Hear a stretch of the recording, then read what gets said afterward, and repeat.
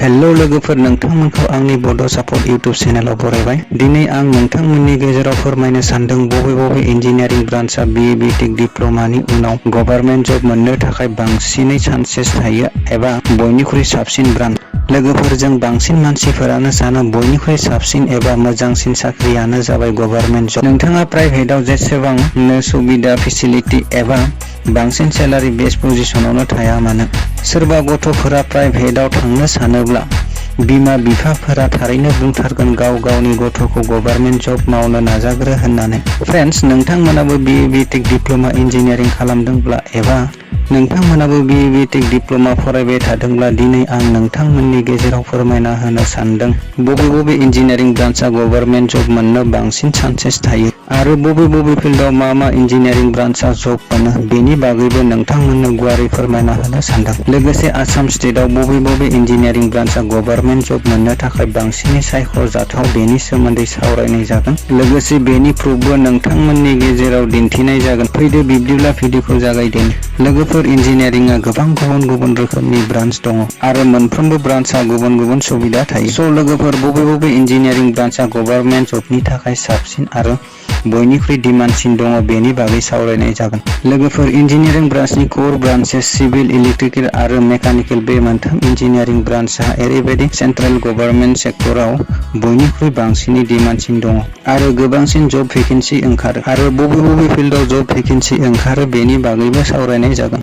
आरो बुंनो थाङोब्ला बे मोनथाम ब्रान्चनि उनाव कम्पिउटार साइन्स इन्जिनियारिं आरो इलेक्ट्रनिक कमिउनिकेशन इन्जिनियारिं ब्रान्चआ फैयो। थेवब्लाबो बे मोननै ब्रान्चजों सिभिल, मेकानिकेल आरो इलेक्ट्रिकेल बे मोनथाम ब्रान्चखौ रुजुयोब्ला बे मोनथाम ब्रान्चआव बांसिनै गभर्नमेन्ट जब भेकेन्सि ओंखारो। मोनसे बाथ्राखौ नोंथांमोना गासैबो मिन्थियो जानांगौ, मोनफ्रोमबो ब्रान्चआव टिचारनि भेकेन्सि थायो होनना। नाथाय कम्पिउटार साइन्स इन्जिनियारिं ब्रान्चआव BE BTech डिग्री खालामग्राफोरनि थाखाय मोनसे आलादा साबसिन स्कुल एडुकेसनाव सुबिदा थायो। बिदि सुबिदाया कम्पिउटार साइन्स इन्जिनियारिंनि अनगायै गुबुन इन्जिनियारिं ब्रान्चआ स्कुल एडुकेसनाव सुबिदा गैया। जेरै स्कुल कलेजफोराव कम्पिउटार साइन्स साबजेक्ट थायो। बे साबजेक्टनि फोरोंगिरि जानोब्ला जोंनो BEd MAd नि गोनांथि जाया। डाइरेक्टलि एसिस्टेन्ट टिचार महरै फोरोंगिरि जानो हायो आरो गोबां मोजां सेलारि मोननो हायो। दानिया जों सिभिल, इलेक्ट्रिकेल आरो मेकानिकेल ब्रान्चनि फिल्डनि सोमोन्दै सावरायनोसै। लोगोफोर, IAS अफिसार जानोब्ला सिभिल इन्जिनियारिं ब्रान्चआ बयनिख्रुइ साबसिन ब्रान्च आरो SSC-JE आवबो बे मोनथाम ब्रान्चनि थाखाय भेकेन्सि ओंखारो,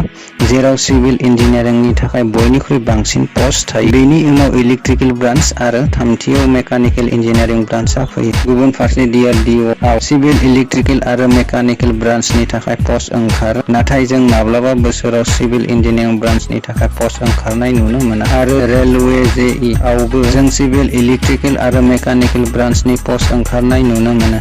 आरो DMRC आवबो इलेक्ट्रिकेल, मेकानिकेल इन्जिनियारिं ब्रान्चनि थाखाय जोबोर मोजां भेकेन्सि ओंखारो, नाथाय सिभिल इन्जिनियारिंनि थाखाय जों जोबोर खम भेकेन्सि नुनो मोनो। फैदो बिब्दिब्ला जों बे मोनथाम डिपार्टमेन्टनि एडभार्टाइजनि प्रुफखौ नायनानै लादों बबे इन्जिनियारिं ब्रान्चनि थाखाय बांसिनै पस्ट ओंखारो। गिबियाव जों 2024 मायथाइयाव ओंखारनाय SSC-JE नि एडभार्टाइजमेन्टखौ नायगोन, जेराव सिभिल, इलेक्ट्रिकेल आरो मेकानिकेल बे मोनथाम ब्रान्चनि थाखाय एप्रक्सिमेट 900 पस्ट ओंखारदों। बेनिनो सिभिल इन्जिनियारिं ब्रान्चआव 438 पस्ट आरो गाहायाव 120-17 पस्ट हाबबावबाय। दा जों नायोब्ला टटेलनि 0.5%निबो बारा पस्ट दङ सिभिल ब्रान्चनि थाखाय। बेनि उनाव इलेक्ट्रिकेलाव 121 पस्ट दङ। बेयाव जों नायोब्ला मेकानिकेलनि थाखाय खम पस्ट नुनो मोनदों। DRDO जों नायोब्ला 2023 मायथाइनि एडभार्टाइजमेन्टआव इलेक्ट्रिकेल आरो मेकानिकेल इन्जिनियारिंनि पस्ट दङ। सेलारिया 1 लाख 2 लाख एबभ पार मान्थ। बेनिफ्राय जों बुंनो हायो सेन्ट्रेल गभर्नमेन्ट जबनि थाखाय सिभिल इन्जिनियारिंआ बेस्ट साबसिन ब्रान्च आरो बेनि उनाव इलेक्ट्रिकेल ब्रान्च,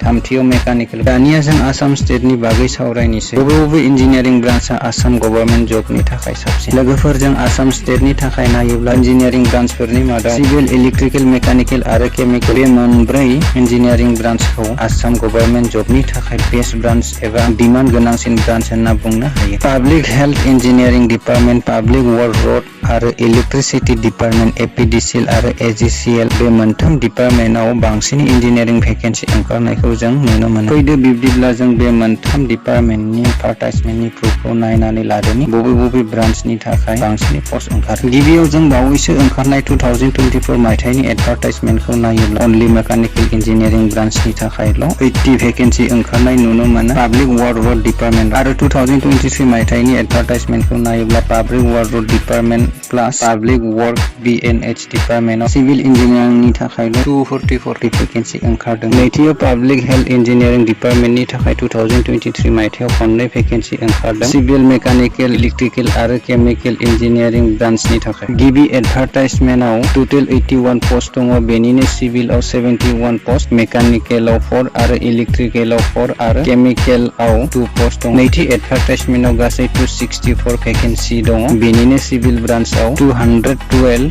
पस्ट दङ, मेकानिकेलाव 26 आरो इलेक्ट्रिकेलाव 13 आरो केमिकेल ब्रान्चआवबो 13 पस्ट दङ। थामथियाव इलेक्ट्रिकेल डिपार्टमेन्टनि APDCL 2023 मायथाइनि एडभार्टाइजमेन्टआव टोटेल 84 भेकेन्सि ओंखारदों, बेनिनो इलेक्ट्रिकेल ब्रान्चनि थाखाय 79 आरो सिभिल ब्रान्चनि थाखाय 5 पस्ट दङ। आरो AGCL टोटेल 18 पस्ट ओंखारदों, बेनिनो इलेक्ट्रिकेल ब्रान्चआव 10 पस्ट, सिभिल ब्रान्चआव 7 आरो मेकानिकेलाव 1 पस्ट दं। बेनिफ्राय जों बुंनो हायो आसाम स्टेटआवबो गभर्नमेन्ट जबनि थाखाय सिभिल इन्जिनियारिं ब्रान्चआ बेस्ट ब्रान्च। सिभिल इन्जिनियारिं ब्रान्चनि थाखाय public work road department, public health engineering department आरो इलेक्ट्रिसिटि बे मोनथाम डिपार्टमेन्टआव मोजां भेकेन्सि ओंखारो। नैथियाव इलेक्ट्रिकेल आरो थामथियाव मेकानिकेल ब्रान्च। आसाम स्टेटआव सिभिल आरो इलेक्ट्रिकेल इन्जिनियारिंखौ रुजुयोब्ला सेमफ्राम भेकेन्सि ओंखारो होनना बुंनो हायो। जोबथियाव आं नोंथांमोननि सिगाङाव बुंनो सानो गभर्नमेन्टनि सिटुएसनखौ नायनानै जाय इन्जिनियारिं फरायनानै सेन्ट्रेल एबा स्टेट गभर्नमेन्ट जब मावनो सानदों बिथांमोननि थाखाय सिभिल इन्जिनियारिं ब्रान्चआ